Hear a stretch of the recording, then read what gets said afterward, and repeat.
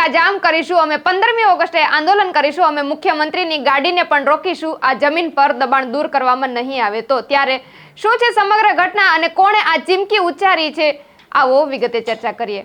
વૈષ્ણવજન તો તેને કહીએ જે પીડ પરાઈ જાનાને રે. નમસ્કાર, નવજીવન ન્યૂઝ સાથે હું છું અમીષા. સરકાર એક તરફ દબાણ દૂર કરવાની વાતો કરી રહી છે તો બીજી તરફ 10 થી 15,000 વીઘા જેટલી જમીન પર ગેરકાયદેસર અન્ય શખ્સો દબાણો કરી રહ્યા છે અને એ પણ દલિતની જમીન પર. તો આ દબાણ સરકાર ક્યારે દૂર કરશે? ત્યારે અનેક વખત વડગામના ધારાસભ્ય અને કોંગ્રેસના નેતા જિગ્નેશ મેવાણી દલિતોના સહારે આવતા જોવા મળે છે. ત્યારે સુરેન્દ્રનગરના ચોટીલાના પરબડી ગામમાં દલિતોની કાયદેસરની જમીન પર અન્ય શખ્સોએ ગેરકાયદેસર કબજો કરતા કોંગ્રેસના નેતા અને વડગામના ધારાસભ્ય જિગ્નેશ મેવાણીએ હાઈવે ચક્કા જામ કરીને ઘેરવાની ચીમકી આપી છે. તો આપણે પહેલા જિગ્નેશ મેવાણીને જ સાંભળીએ કે તેઓ શું કહી રહ્યા છે. આજે સુરેન્દ્રનગર જિલ્લાના ચોટીલા તાલુકાના આનંદપુર મુકામે એના તમામ ભીમ સૈનિકો દલિત સંગઠનોને સાથે મળીને ડોક્ટર બાબા સાહેબ આંબેડકરના સ્ટેચ્યુનું અનાવરણ કર્યું.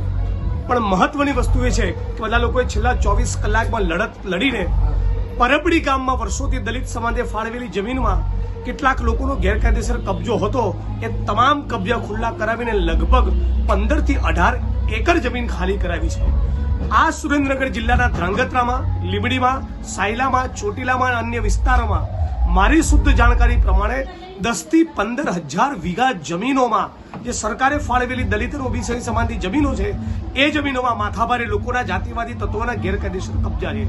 વારંવાર મામલતદાર, પ્રાંત અધિકારી, કલેક્ટર, એસપી, સ્થાનિક પોલીસ સ્ટેશનમાં જાણ કરવા છતાં ઘણી બધી જમીનોના કબજા ખાલી થતા નથી. આવતી 15મી ઓગસ્ટે એક મોટા આંદોલનનો કાર્યક્રમનો અમે કોલ આપવાનું વિચારીએ છીએ.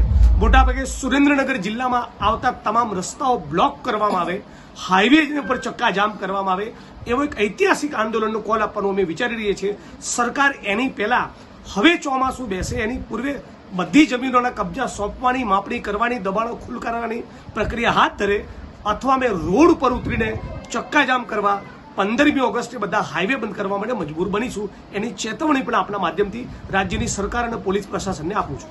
પરબડી ગામે છેલ્લા ઘણા સમયથી નહોતી જમીન ખાલી. બિલકુલ, મામલતદાર, પ્રાંત અધિકારી, કલેક્ટર, સ્થાનિક પોલીસ સ્ટેશન બધાની જવાબદારી બને છે કે જિગ્નેશભાઈ અહીંયા આવવું જ ના પડે. જેટલી પણ જમીનોમાં માપણી નથી થઈ, કબજા નથી સોંપાયા કે માથાભારે લોકોનું દબાણ છે એ દબાણ ખુલ્લું કરીને કબજા સોંપવાની જવાબદારી ડીઆઈએલઆર, મામલતદાર, પ્રાંત અધિકારી, કલેક્ટર અને કન્સર્ન પોલીસ વિભાગની છે. મારે શા માટે અહીંયા આવવું પડે? અને એનું ચૂંટાયેલું જનપ્રતિનિધિત્વ શું કરે છે? સ્થાનિક ધારાસભ્ય, સાંસદ સભ્ય, એમની કેમ જવાબદારી બનતી નથી? એટલે આ બધા લોકોને કહું છું કે આખા સુરેન્દ્રનગર જિલ્લામાં જેટલી પણ જમીનોમાં માથાભારે લોકોના દબાણ છે એ બધી જમીનોના કબજા ખાલી કરાવો. નહીં તો આવનારા દિવસોમાં રાજ્યના મુખ્યમંત્રીનો કાર્યક્રમ હશે તો એમની મુખ્યમંત્રીની ગાડી રોકવાનો પણ કોલ આપીશું. 1 ઇંચ જમીનનો કબજો અમે છોડવાના નથી. અમારી માલિકની જમીન અને ખેડે બીજો. આ તો કાનૂન અને બંધારણના ધજીયા ઉડે છે. ક્યાંક ને ક્યાંક સરકાર દ્વારા લેન્ડ ગ્રેબિંગની પણ છે. તો લેન્ડ ગ્રેબિંગનો કાયદો છે, બરાબર, કાયદામાં બધી જોગવાઈ છે, એટ્રોસિટી એક્ટ છે, પણ દલિતોને મદદ કરતો નથી. દલિતોની માલિકીની જમીનમાં અન્ય સમાજ લોકોનો ગેરકાયદેસર કબજો, ભોગવટો, દબાણ હોવું એ ક્રિમિનલ ઓફેન્સ છે, ફોજદારી ગુનો છે. ના ગુનો દાખલ કરે છે, ના માપણી કરે છે, ના કબજો સોંપે છે. એટલે ગઈકાલે પછી અમારે આંદોલનનો કોલ આપવો પડે એના પગલે પરબડીની 15 થી 18 એકર જેટલી જમીન ખાલી થઈ છે.